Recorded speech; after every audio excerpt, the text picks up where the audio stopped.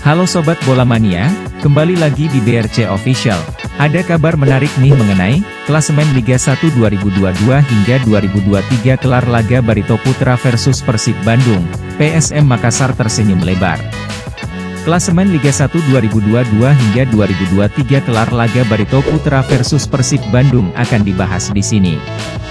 Kekalahan 1-2 yang dialami Persib Bandung menguntungkan PSM Makassar dalam perburuan gelar juara.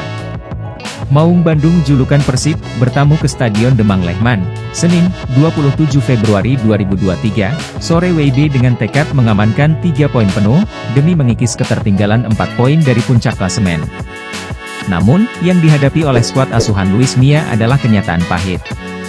Laga nampaknya akan dimenangkan dengan mudah lantaran Persib sudah mencetak gol pembuka di menit ke-20.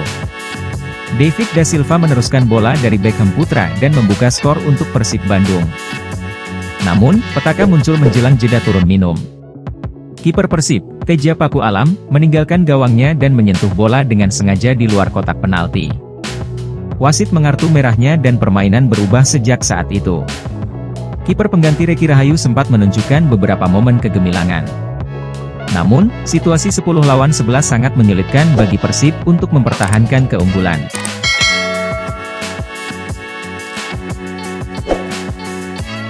Alhasil, Laskar Antasari julukan Barito yang mendominasi sejak kartu merah, sukses mencetak 2 gol pembalik kedudukan.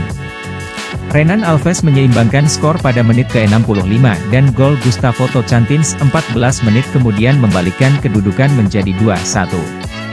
Dengan hasil ini, maka Persib masih berada di peringkat kedua klasemen sementara Liga 1 2022 hingga 2023. Mereka tertinggal 4 poin dari PSM Makassar selaku pemuncak klasemen. Hasil tersebut tentunya membuat Juku Eja julukan PSM tersenyum lebar. Sebab, peluang menempuh gelar juara semakin terbuka lebar. Di peringkat ketiga, Persija Jakarta menguntit dengan torehan 51 poin.